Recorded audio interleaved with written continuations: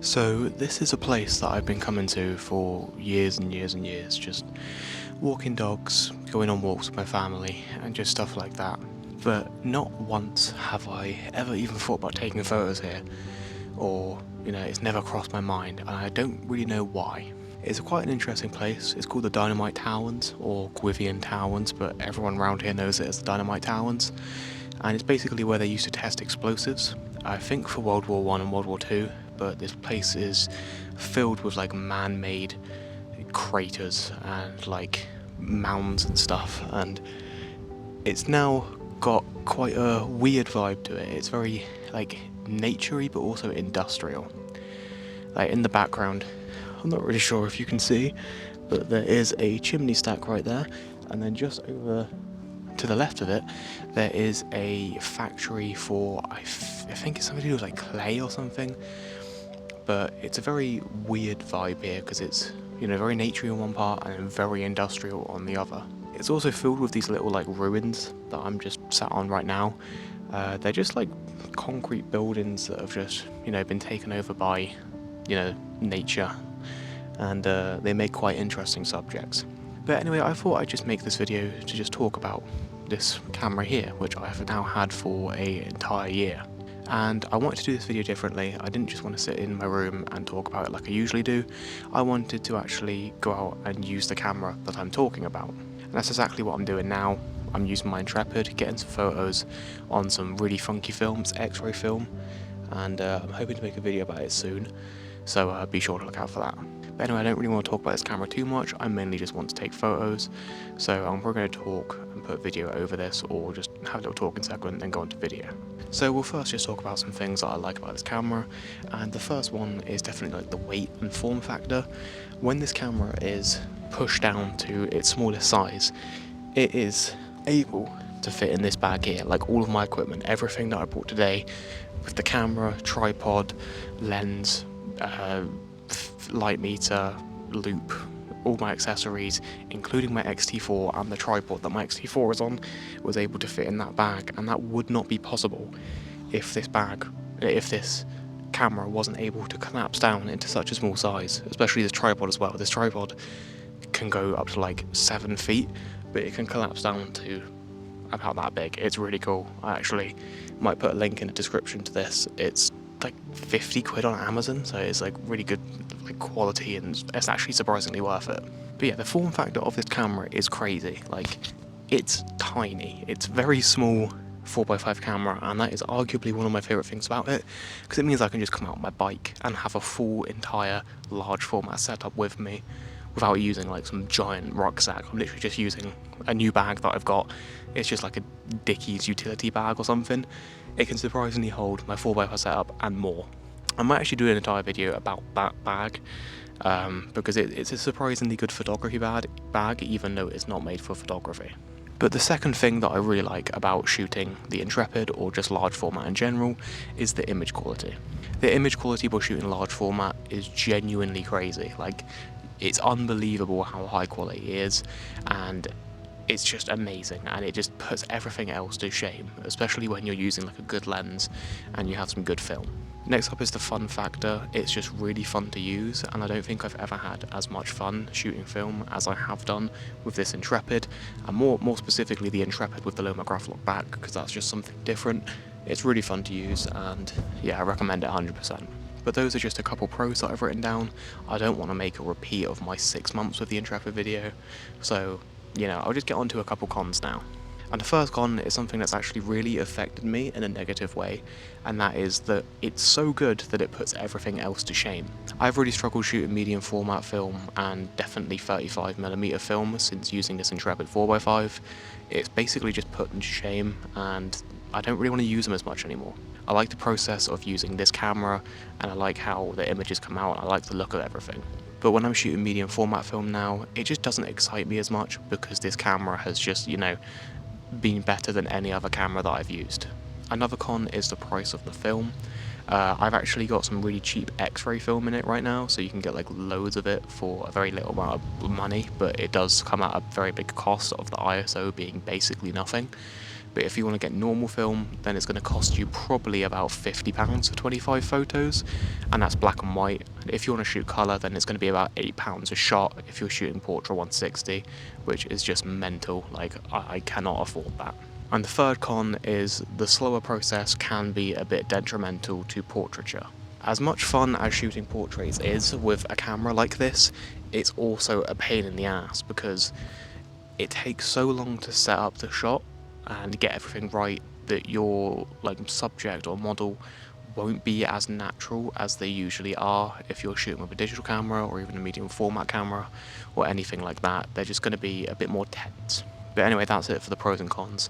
I just want to get out and shoot more now because it is getting quite dark, so I'm going to have to do like 15-second exposures with this film, and I kind of want to shoot the 4 shots that I've got today, so yeah.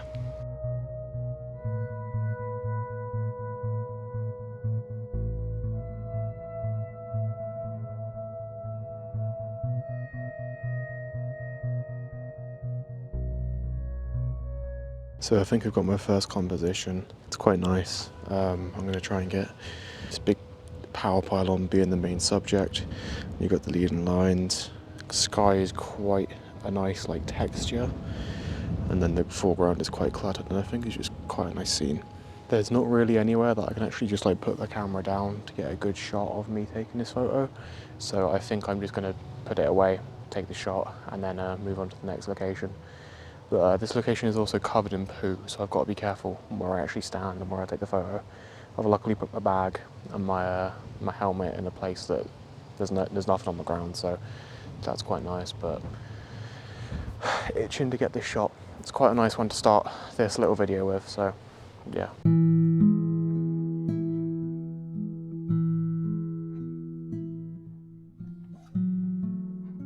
I don't know if that one's going to come out, if I'm being honest. It's very, very windy, and I had to do half a second, and also for some reason something's going on with my tripod where it's very easy to move. Actually, that's not as bad as it was. I did tighten it up, so hopefully that's fine, but I did try and put the film holder in, just move the camera, so that's not great, but on to my next location.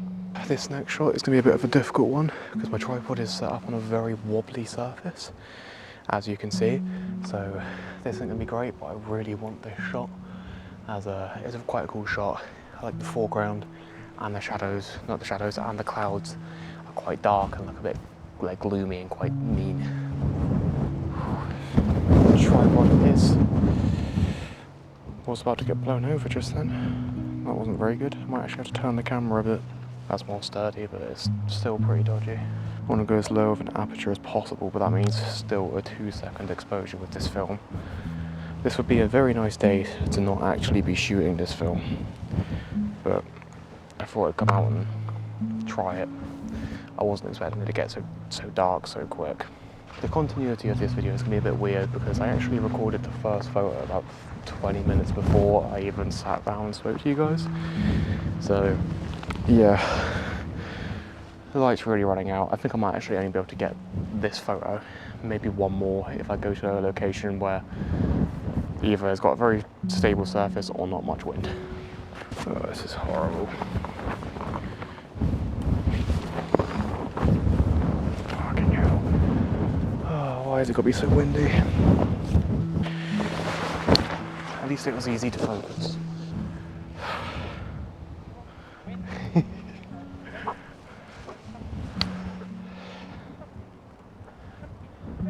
It's also just started raining. This is really not good. Oh, there's some really nice clouds coming over. Yeah, I'm just going to put the dark side in and wait. Although those clouds are going to take a very long time. I'm not sure if that would be the best bet. Fuck it, I can take two. I can take 2 images. Right.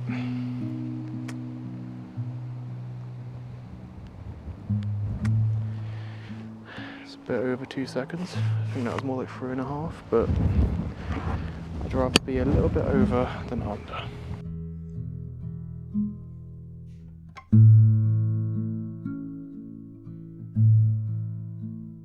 Now with this next shot, I am purely just waiting for those clouds. And I'm not even going to take a meter reading, I'm just going to guess. Actually no, I can easily just take a meter reading, I don't know what I'm on about. I can get a whopping half a second rather than 2 seconds. So I'm gonna wait. See, there's clouds near me that are just moving so fast, and I wish these clouds were, because then I can get this photo really easily.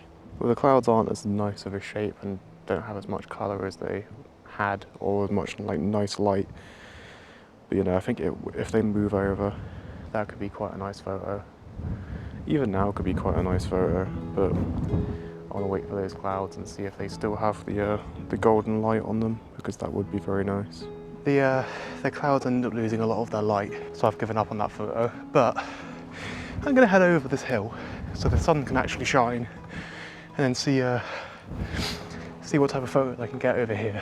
God, this hill doesn't look too steep, but my God, it is steep. So I've just come up here. I was all the way down there. I've just come up here and seen this shot, and it's very nice, but it's just way too windy up here for this photo. So I'm quite disappointed. I should have brought some higher speed film, because then I could have just got this shot. But with the exposure being like a second, that's going to be too much camera movement. So yeah. There is also this, which could be quite a nice photo, but I don't know how I would frame it. I was thinking somewhere around here, but I've got a 50 equivalent on my Intrepid, so it's a bit too zoomed in. Like even on this 35 equivalent on my X-T4, it's, you know, pretty, like it's filling up the scene quite a bit, and this is what I'd like. So I think I definitely have to invest in some more glass for my Intrepid. Probably a 35 equivalent or even a 28 equivalent. I doubt you can even hear me properly, but I made it to the top of this hill. You can really see how windy it is up here, or you can hear it at least. And I'd love to take a shot up here, but it is just way too windy. Even if I had a higher speed film, this is too much. Like I'm almost falling over while walking on one of these. It's just so windy. But yeah, this is definitely a place to come back to, because I would love to make some images up here. And I could actually now, I could probably make one here if the wind dies down, but it's not going to die down. So I think I'm just going to go home. I'm going to try and keep the mic as covered as possible here, because this is crazy. But before this video ends, I just want to say how much I love this Intrepid. It's completely changed the way I shoot in a good way, and it's just made me fall in love with film in a whole other way than I was in love with it before. Before, I was just really liking it because, you know, it was unique and slowed me down a bit, and I just liked how the images looked. But with this camera, what I love most is the process. Oh God, that was close. Might need to hold it. But yeah, what I love with this camera is the process. It's just so different to anything that I've shot before.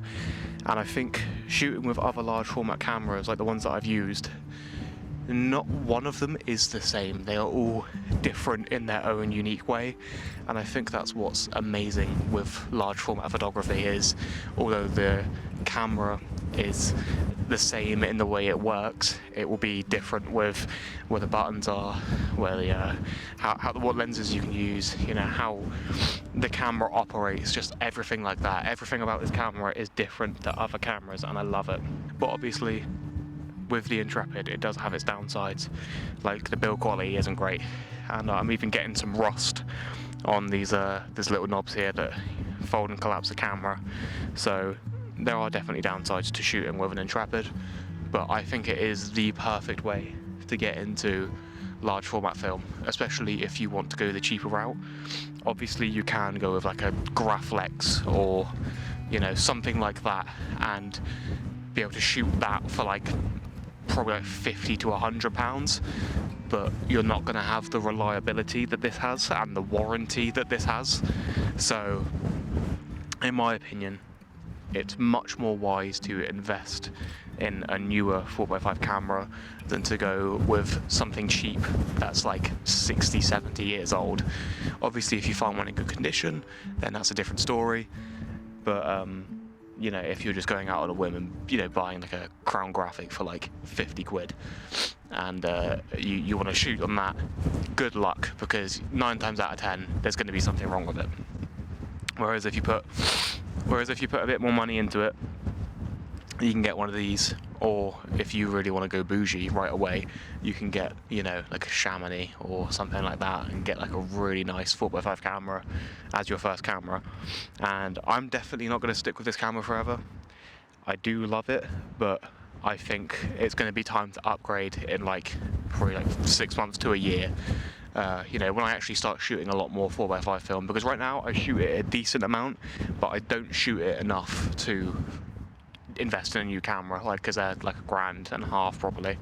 So I saw something in the LCD screen, and I thought someone stood behind me. That's creepy. But anyway, it's super windy up here. I think I'm starting to get a cold, so I am going to go home and get in the warm. So yeah, see you later. I'm just putting all my gear away. I've just noticed the view in front of me. Look at that moon. Wow.